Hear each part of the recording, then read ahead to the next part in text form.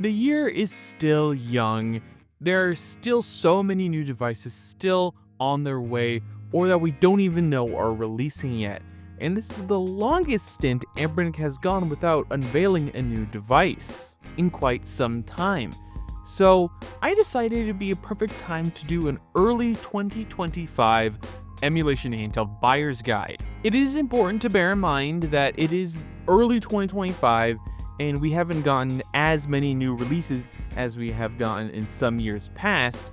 And so most of this is going to be devised of mostly holdovers from last year until the year really starts to get going. Starting off with our $50-ish price point.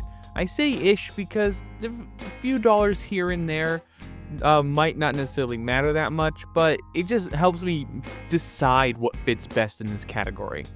And for that, it's the TrimUI Smart Pro. I absolutely loved my time with the TrimUI Smart Pro.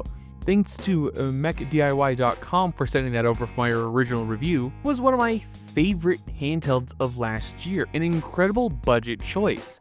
And for around $100, at the time, it was phenomenal still. Though the $100 version is spec'd up with a bunch of extra stuff that you realistically don't need if you're more experienced with the emulation space than the average consumer is. But times have changed. You can currently get your hands on the TrimUI Smart Pro on AliExpress for about $53 thanks to a sale currently happening. That's available between now and February 7th. I say move fast if you want this thing at a super cheap price. But if you spec it all the way down to not having any games basically pre-installed on it and you just are comfortable uploading your own, you can get this thing for about $60 off of mechdiy.com. Which to me is what I would recommend most people do, mainly because the quality of the ROMs isn't always amazing. It also just allows you to, once you get it, to throw in your microSD card and then you're off to the races with all your games and saves right where you need them to be, opposed to having to navigate through their file system and structure and just move files around to make sure you can actually upload your saves to it from your other playthroughs on other handhelds. For me personally, that was a nightmare. An honorable mention for this category is the TrimUI Brick. I love this device, though I haven't actually gotten to spend a huge amount of time with it, and it's a cool device and all. I'm just not a huge fan of the DMG form factor.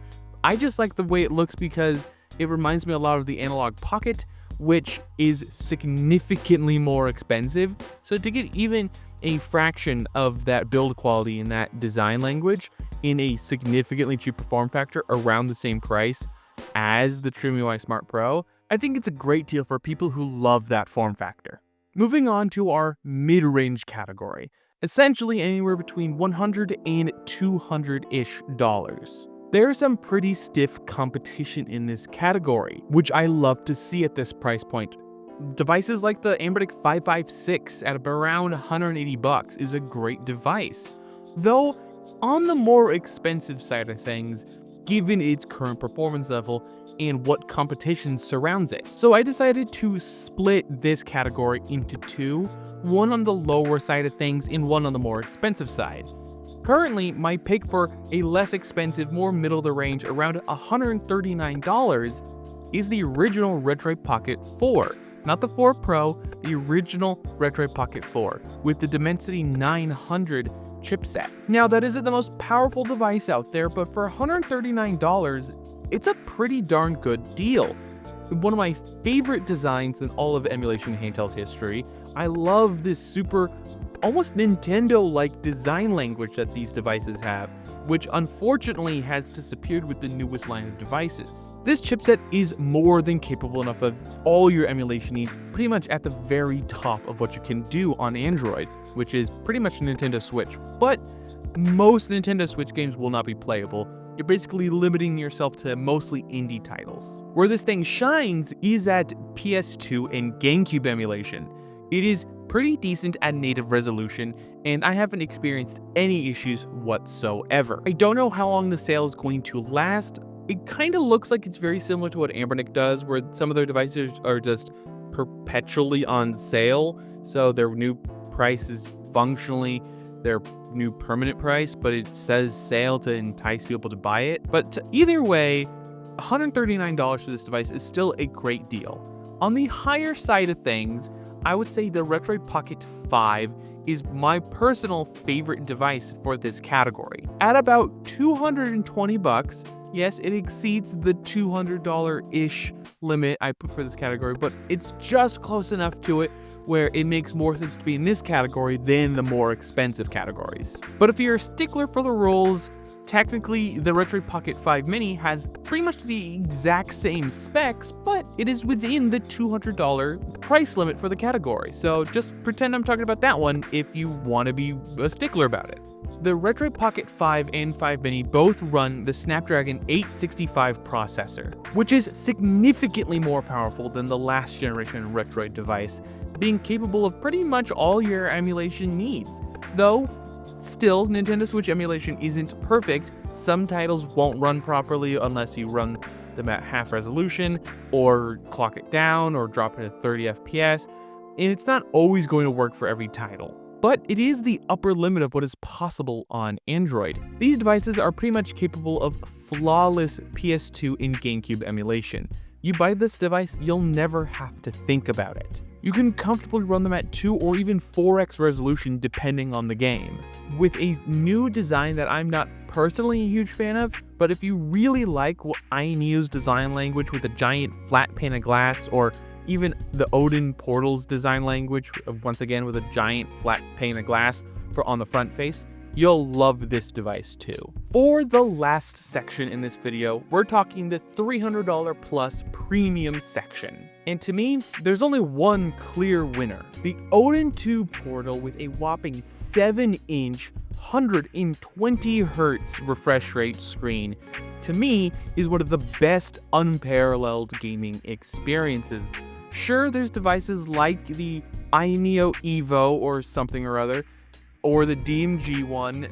Those devices are just so incredibly expensive that I generally do not think they're worth the money, especially because these are still emulation handhelds, and unless you are playing mostly dedicated Android games that you can truly justify the price of something like the Ainio Evo, I generally do not think those are a wise purchase most of the time. So on the highest end of what I think is reasonable is the Odin 2 Portal, which is an amazing device. It rocks the Snapdragon 8 Plus Gen 2, which is still an incredibly powerful processor. This processor is pretty much able to emulate anything you could possibly want. Flawless GameCube and PS2 emulation.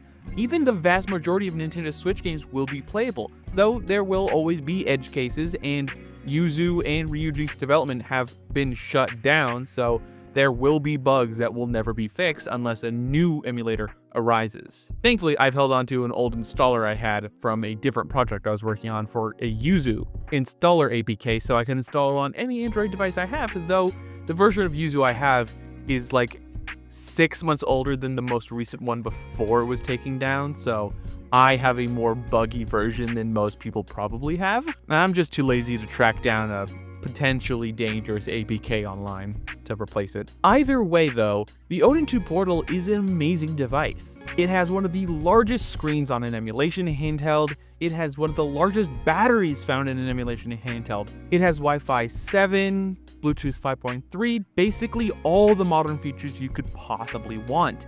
And I would only recommend buying the base version. You don't really need more than 8 GB of RAM, and the base version has that. The only difference between the base, the Pro, and the Max is just having more memory. Retro Gamecore did a great video explaining this, but essentially, you start entering the realm of diminishing returns once you start exceeding about 12 GB of memory on these kinds of devices, and that's just the upper limit of what these emulators themselves can take advantage of. That's not to say there's zero benefit of having extra memory. Definitely in the long run, it would be super useful. But if all you're doing is GameCube emulation, the base model is just fine. If you're running just pretty normal, not the bleeding edge, trying to run Tears of the Kingdom on a old Yuzu emulator, yeah, 12 gigs might be a little bit more important, or having more than 8 generally would be more important. But it might not be the case for all Nintendo Switch games. At least in my experience, 8 gigs has been just fine on my original Odin 2. Being able to run BDSP, even games like Mario Odyssey and Bowser's Fury ran just fine. But that's the list. I would love to hear what you guys think. Did any of these devices pique your guys' interest, or did this video help you decide which handheld you should buy? I would love to hear what you guys think down below. Don't forget to leave a like, comment, and subscribe. All the other social media coverage down below, and last but not least, have a wonderful day.